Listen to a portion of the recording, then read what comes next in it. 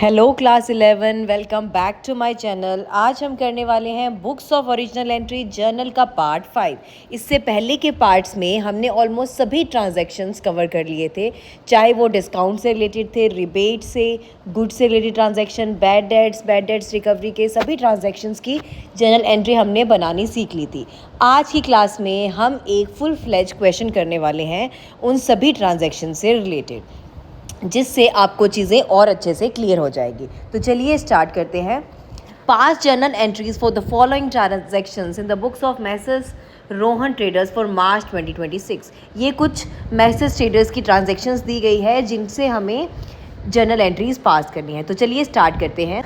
Started business with cash rupees 80,000, furniture rupees 20,000 and stock rupees 40,000। Message Rohan traders ने business start किया है और start करने के लिए वो बिजनेस के अंदर कैश लेकर आया है, फर्नीचर लेकर आया है और स्टॉक लेकर आया है। तो अब इसमें कौन से अकाउंट्स इन्वॉल्व हो रहे हैं? बिजनेस के पॉइंट ऑफ व्यू से देखें तो बिजनेस के अंदर आया है कैश, फर्नीचर और स्टॉक। 3 अकाउंट्स तो ये हो गए। और ये आया कहाँ से है? ऑनर से आया है। तो ये उधार है बिजनेस के लिए, और ऑनर जो उधार देता है बिजनेस को उसको हम बोलते हैं कैपिटल। तो यहाँ पे 4 अकाउंट्स कौन से इन्वॉल्व हो रहे हैं? Cash account, furniture account, stock account और कैपिटल अकाउंट। अब कैश, फर्नीचर और स्टॉक तीनों हैं असेट्स बिजनेस के लिए। असेट्स होते हैं रियल अकाउंट, और रियल अकाउंट का रूल कहता है डेबिट व्हाट कम्स इन। ये तीनों चीज़ें बिजनेस के अंदर आ रही है, इसलिए इनको कर देंगे हम डेबिट। और कैपिटल बिजनेस के लिए उधार है, लाइबिलिटी है, इसलिए कैपिटल अकाउंट हो जाएगा क्रेडिट। तो एंट्री बन जाएगी cash account debit 80,000, furniture account debit 20,000, stock account debit 40,000 to capital account 1,40,000। ठीक है। फिर नेक्स्ट ट्रांजैक्शन है purchase goods from Amit traders worth rupees 50,000 at 10% trade discount.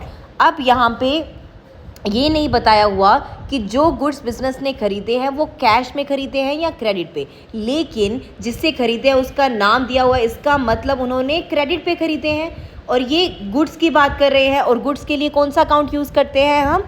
Purchases account. तो यहाँ पे 2 अकाउंट्स कौन से इन्वॉल्व हो रहे हैं? एक तो परचेजेस अकाउंट और दूसरा अमित ट्रेडर्स, जो सेलर है जिससे हमने गुड्स खरीदे हैं। और ये गुड्स खरीदे हैं ट्रेड डिस्काउंट पर, और ट्रेड डिस्काउंट के लिए हम कोई भी अलग से एंट्री पास नहीं करते। ट्रेड डिस्काउंट एंट्री के अंदर शो नहीं होता, सीधा रिड्यूस्ड अमाउंट के साथ एंट्री होती है। तो 50,000 का 10% हो गया 5,000, यानी कि मोहन बिजनेस ने खरीदे हैं अमित ट्रेडर से 45,000 के गुड्स।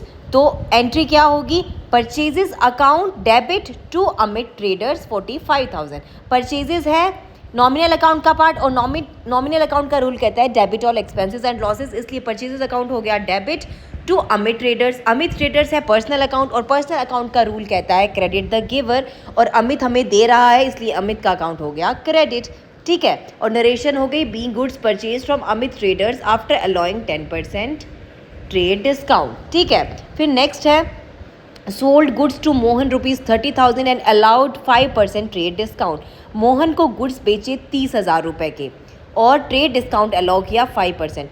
अब मोहन को गुड्स बेचे हैं, यहाँ पे कुछ भी नहीं लिखा हुआ कि कैश में बेचे हैं या क्रेडिट पे, तो इसका, और मोहन का नाम लिखा हुआ, इसका मतलब क्रेडिट पे बेचे हैं। तो यहाँ पे कौन से अकाउंट्स इन्वॉल्व हो रहे हैं? गुड्स को बेचने के लिए हम यूज़ करते हैं सेल्स अकाउंट का, और एक हो रहा है मोहन अकाउंट। मोहन अकाउंट है पर्सनल अकाउंट का पार्ट, और पर्सनल अकाउंट का रूल कहता है डेबिट द रिसीवर, और मोहन को गुड्स मिल रहे हैं इसलिए मोहन का अकाउंट हो जाएगा डेबिट। और सेल्स है नॉमिनल अकाउंट, और नॉमिनल अकाउंट का रूल कहता है debit all expenses and losses and credit all incomes and gain. और सेल्स क्या है? इनकम है बिजनेस के लिए, इसलिए सेल्स अकाउंट हो जाएगा क्रेडिट, और एंट्री बन जाएगी Mohan account debit to sales account. और अब इस पे क्या है? 5% ट्रेड डिस्काउंट दिया है, ट्रेड डिस्काउंट शो नहीं होता, तो अमाउंट कितना आएगा? 30,000 का 5% हो गया 1,500। 30,000 में से 1,500 माइनस करेंगे तो एंट्री हो जाएगी 28,500 से, और एंट्री बन जाएगी Mohan account debit to sales account being good sold to Mohan after allowing trade discount. ठीक है। फिर नेक्स्ट है received cheque from Mohan for rupees 28,000 in full settlement of his account. अब मोहन से हमें पैसे कितने लेने थे? 28,500, लेकिन मिल रहे हैं 28,000, यानी कि बिजनेस ने 500 रुपये का उसे कैश डिस्काउंट दिया है और cash discount books of accounts में रिकॉर्ड किया जाता है। अब इसके अंदर कौन से अकाउंट्स इन्वॉल्व हो रहे हैं? एक तो पैसे आ रहे हैं तो कैश अकाउंट, दूसरा मोहन से पैसे आ रहे हैं इसलिए मोहन का अकाउंट, और तीसरा डिस्काउंट दिया है इसलिए डिस्काउंट अलाउड अकाउंट। ठीक है, और एंट्री क्या बनेगी? बैंक है रियल अकाउंट का पार्ट, और रियल अकाउंट का रूल कहता है डेबिट व्हाट कम्स इन, पैसे आए हैं इसलिए बैंक अकाउंट हो जाएगा डेबिट, और डिस्काउंट अलाउ करना एक्सपेंस है बिजनेस के लिए, और नॉमिनल अकाउंट का रूल कहता है एक्सपेंसेस को डेबिट कर दो, इसके लिए डिस्काउंट अलाउड हो गया डेबिट। 500 से पैसे आए 28,000 इसलिए 28,000 से, और टू मोहन अकाउंट, मोहन है पर्सनल अकाउंट का रूल कहता है डेबिट द रिसीवर और credit the giver. Mohan giver है, यहाँ पे पैसे दे रहा है इसलिए मोहन का अकाउंट हो गया क्रेडिट बाय 28,500 से। ठीक है, फिर नेक्स्ट है डिपॉजिटेड ₹25,000 इनटू बैंक। बिजनेस ने कैश डिपॉजिट किया बैंक से, कैश और बैंक दो अकाउंट इन्वॉल्व हो रहे हैं, दोनों रियल अकाउंट का पार्ट है। रियल अकाउंट का रूल कहता है debit what comes in, credit what goes out. Cash बाहर जा रहा है बिजनेस से इसलिए कैश अकाउंट हो जाएगा क्रेडिट, और बैंक के अंदर पैसे आ रहे हैं इसलिए बैंक अकाउंट हो जाएगा डेबिट, और एंट्री बन जाएगी bank account debit to cash account और अमाउंट है 25,000 being cash deposited into bank. फिर नेक्स्ट है paid ₹9800 to creditor in full settlement of 10,000, यानी कि 10,000 रुपये हमें क्रेडिटर को देने थे लेकिन उसे 9800 ही दिए, 200 रुपये उसने हमें कैश डिस्काउंट दे दिया। अब यहाँ पे 3 अकाउंट कौन से इन्वॉल्व हो रहे हैं? एक तो क्रेडिटर जिसको हमने पेमेंट करी वो, और कैश बिजनेस से बाहर गया इसलिए कैश अकाउंट दूसरा, और तीसरा डिस्काउंट रिसीव हुआ, डिस्काउंट रिसीव। ठीक है, तो अब इसकी एंट्री क्या होगी? क्रेडिटर है पर्सनल अकाउंट का रूल कहता है डेबिट द रिसीवर। क्रेडिटर को हमने पैसे दिए, उसको पैसे मिले, उसने रिसीव किए पैसे इसलिए उसको डेबिट कर दिया। To cash account, cash business के पास से बाहर गया, कैश है रियल अकाउंट का पार्ट, और रियल अकाउंट का रूल कहता है क्रेडिट व्हाट गोज आउट इसलिए कैश अकाउंट को कर दिया क्रेडिट। 9800 दिए हमने, और डिस्काउंट मिलना बिजनेस के लिए प्रॉफिट है। नॉमिनल अकाउंट हो गया, नॉमिनल अकाउंट का रूल कहता है credit all income and gain इसलिए डिस्काउंट रिसीव्ड हमने कर दिया क्रेडिट 200 से। ठीक है, और क्रेडिटर अकाउंट डेबिट क्यों हो रहा है यहाँ पे 10,000 से? देखो, जब हमने परचेज किया होगा क्रेडिटर से कुछ भी तब एंट्री क्या पास की होगी?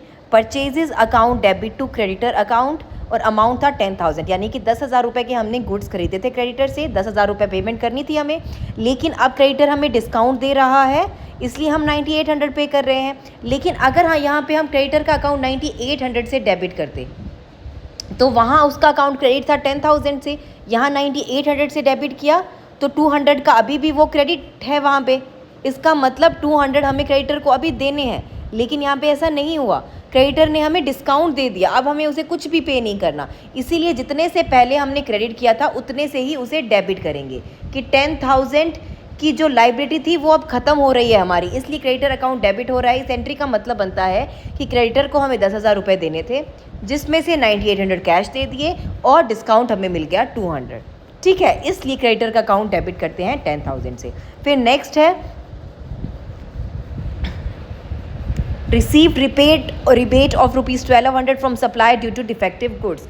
सप्लायर ने हमें रिबेट दिया 1200, ये रिबेट हमें सेल्स के बाद में मिला है, यानी जो हमने परचेज कर लिया था उसके बाद में हमें बाद में रिबेट मिला है तो इसकी अलग से एंट्री पास करनी होगी। लेकिन अगर ये रिबेट उसी टाइम मिला होता तो ट्रेड डिस्काउंट की तरह हम रिबेट को सीधा माइनस करके एंट्री कर देते, लेकिन ये हमें बाद में मिला है और रिबेट का मिलना इनकम है बिजनेस के लिए। और यहाँ पे दो अकाउंट्स कौन से इन्वॉल्व हो रहे हैं, एक तो रिबेट रिसीव्ड और एक दूसरा अकाउंट है सप्लायर। तो एंट्री क्या होगी, रिबेट रिसीव्ड अकाउंट हो जाएगा क्रेडिट, क्योंकि ये नॉमिनल अकाउंट है और नॉमिनल अकाउंट का रूल कहता है credit all income and gains, इसलिए रिबेट रिसीव्ड हो गया क्रेडिट। और सप्लायर का अकाउंट हो जाएगा डेबिट। सप्लायर है पर्सनल अकाउंट का पार्ट, पर्सनल अकाउंट का रूल कहता है डेबिट द रिसीवर, लेकिन सप्लायर यहाँ पे रिसीवर थोड़ी है, सप्लायर तो हमें रिबेट दे रहा है ना, तो इसको हमने डेबिट क्यों किया।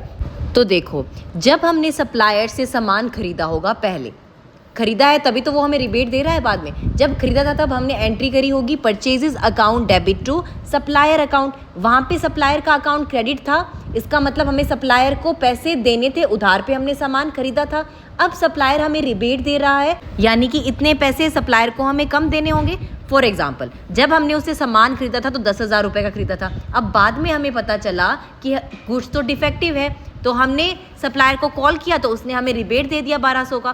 तो पहले हमें 10,000 रुपये उसने देने थे, अब 1200 रुपये हम कम करके सप्लायर को देंगे। तो अब ये जो 1200 रुपये है ना तो सप्लायर हमें दे रहा ना हम सप्लायर को दे रहे, तो यहाँ सप्लायर ना गिवर है ना रिसीवर, तो यहाँ पर्सनल अकाउंट का रूल लगेगा ही नहीं। सप्लायर को हमने डेबिट इसलिए किया है क्योंकि पहले जब हमने सामान खरीदा था तो उसको क्रेडिट किया था, क्योंकि लाइबिलिटी बढ़ी थी हमारी, उधार बढ़ गया था, इसलिए हमने उसको क्रेडिट कर दिया था कि इतने पैसे हमें देने हैं। अब क्या हो रहा है कि वो हमें रिबेट दे रहा है तो हमारी लाइबिलिटी कम हो रही है। लाइबिलिटी बढ़ती है तो क्रेडिट करते हैं और जब लाइबिलिटी कम होती है तो डेबिट होता है, इसीलिए सप्लायर अकाउंट यहाँ पे डेबिट हो रहा है। ठीक है, फिर नेक्स्ट है सैलरी ऑफ ₹2000 इज आउटस्टैंडिंग, यानी कि 2000 रुपये की सैलरी ड्यू तो हो गई है लेकिन पेमेंट हमने अभी नहीं की है। अगर हम पेमेंट कर देते तो उसकी एंट्री क्या होती है? सैलरी क्या है? एक्सपेंस है बिजनेस के लिए, और एक्सपेंस है नॉमिनल अकाउंट का पार्ट। नॉमिनल अकाउंट का रूल कहता है debit all expenses and losses, तो सैलरी 2000 तो डेबिट होगी।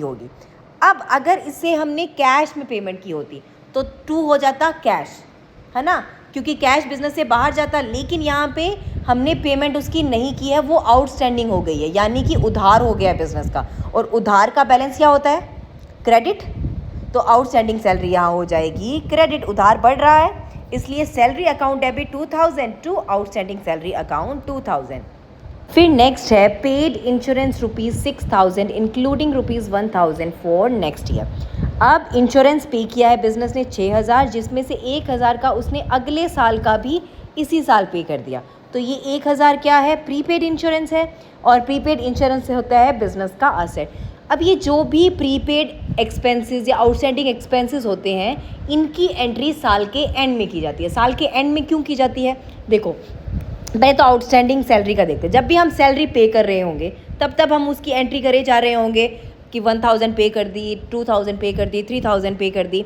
पूरे साल में जब जब पेमेंट करी होगी तो उसकी एंट्री हमने करी होगी, लेकिन जो पे नहीं किया वो हम लास्ट साल के एंड में चेक करते हैं। साल के एंड में हम देखेंगे कि टोटल हमने इतनी सैलरीज पे कर दी, लेकिन इसमें से इतनी हमने पे नहीं की, वो आउटस्टैंडिंग है, तो ये साल के एंड में हम रिकॉर्ड करते हैं।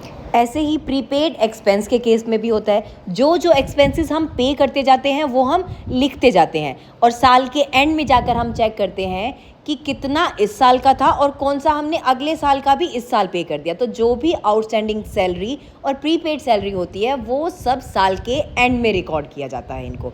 ठीक है, तो चलिए, अब जब हमने इंश्योरेंस पे किया होगा 6000 का, ये इन बिटवीन ईयर किया होगा, तो इसके लिए एंट्री क्या होगी? इंश्योरेंस बिजनेस के लिए एक्सपेंस है, और नॉमिनल अकाउंट का रूल कहता है एक्सपेंसेस को डेबिट कर दो, इसलिए इंश्योरेंस हो गया डेबिट 6000 से टू कैश 6000। ये तो हो गई जब हमने साल के बीच में इंश्योरेंस पे किया होगा तब। लेकिन अब साल के एंड में जब हमें पता चला कि 6000 में से 1000 हमने अगले साल का पे कर दिया है, वो प्रीपेड इंश्योरेंस है, तब हम इसकी प्रीपेड इंश्योरेंस की एंट्री पास करेंगे, और जो होगी prepaid insurance account debit. Prepaid insurance account debit हो रहा है क्योंकि प्रीपेड इंश्योरेंस असेट है, और असेट का बैलेंस होता है डेबिट, इसलिए प्रीपेड इंश्योरेंस अकाउंट हो गया डेबिट टू इंश्योरेंस अकाउंट 1000। और इंश्योरेंस अकाउंट यहाँ क्रेडिट क्यों हो रहा है? पहले हमने इंश्योरेंस अकाउंट को डेबिट किया था 6000 से, लेकिन ये जो 6000 है ये पूरा का पूरा इस साल का नहीं है, इस साल का तो 5000 ही है, तो ये 1000 तो हमने एक्स्ट्रा शो कर रखा है इस साल में, इसीलिए इंश्योरेंस अकाउंट को हम क्रेडिट करते हैं 1000 से, क्योंकि ये इस साल का एक्सपेंस नहीं है। ठीक है, फिर नेक्स्ट है charge depreciation on furniture ₹3000। Furniture पे डेप्रिसिएशन चार्ज किया 3000। डेप्रिसिएशन एक्सपेंस है, लॉस है एक हिसाब से, और डेप्रिसिएशन हो गया फिर नॉमिनल अकाउंट का पार्ट। नॉमिनल अकाउंट का रूल कहता है debit all expenses and losses, इसलिए डेप्रिसिएशन अकाउंट हो गया डेबिट, और डेप्रिसिएशन फर्नीचर को कम करता है। फर्नीचर असेट है, असेट का बैलेंस होता है डेबिट, और असेट कम हो रहा है इसलिए हो जाएगा क्रेडिट, इसलिए टू फर्नीचर अकाउंट ₹3000। ठीक है, फिर नेक्स्ट है allowed interest on capital ₹5000।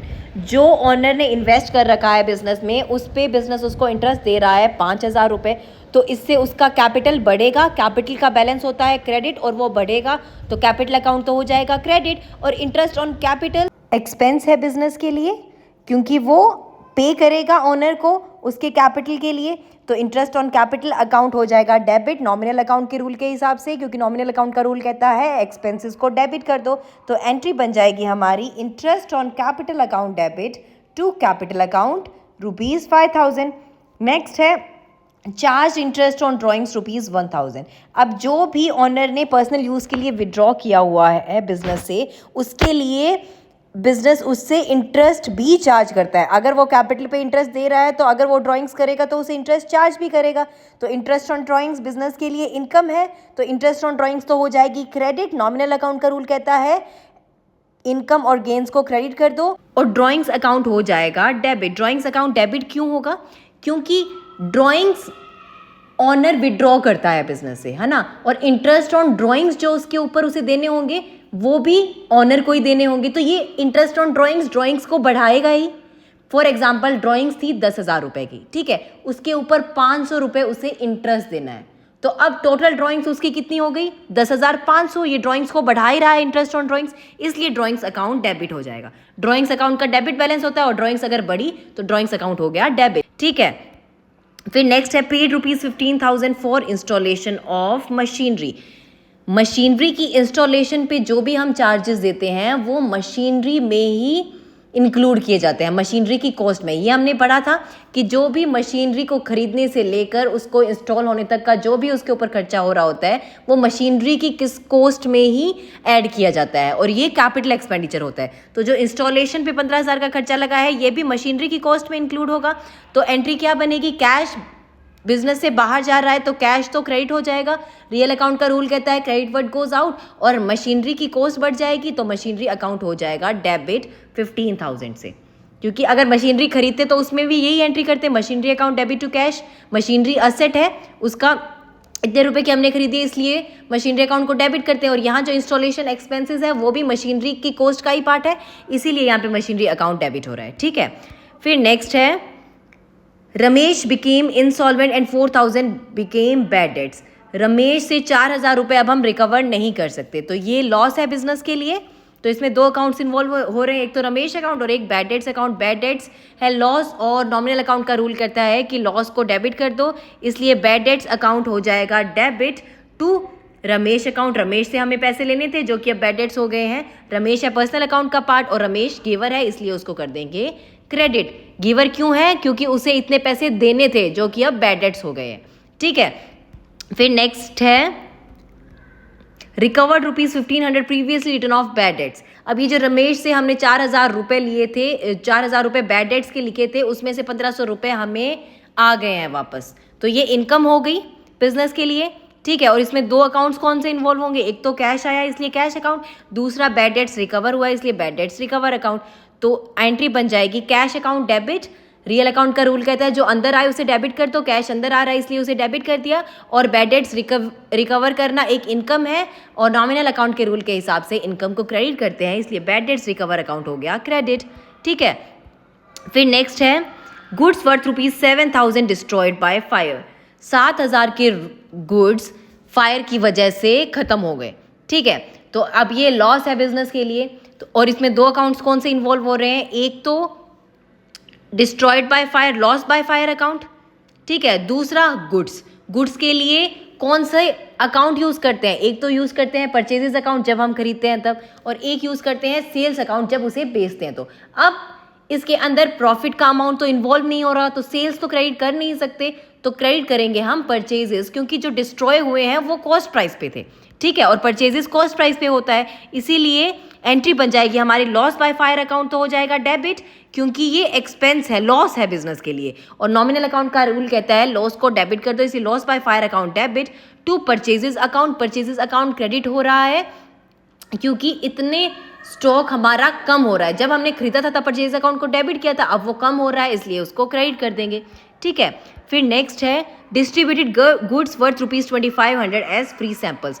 Free samples में हमने 2,500 रुपये के गुड्स दिए, यानी कि हमने एडवर्टीजमेंट ही किया है ये बिजनेस के लिए, और ये एडवर्टीजमेंट एक्सपेंस है बिजनेस के लिए, तो नॉमिनल अकाउंट का रूल कहता है कि एक्सपेंसेस को डेबिट कर दो, इसलिए एडवर्टीजमेंट एक्सपेंस अकाउंट तो हो जाएगा debit to purchases account credit क्यों होगा? क्योंकि ये जो गुड्स हमने सैंपल पे दिए ये भी कॉस्ट के ऊपर ही है, इसके अंदर प्रॉफिट का अमाउंट तो ऐड करेंगे नहीं हम, इसीलिए परचेजेस अकाउंट को क्रेडिट कर देंगे क्योंकि परचेजेस हमारी कम हो रही है और एडवर्टीजमेंट अकाउंट हो जाएगा डेबिट।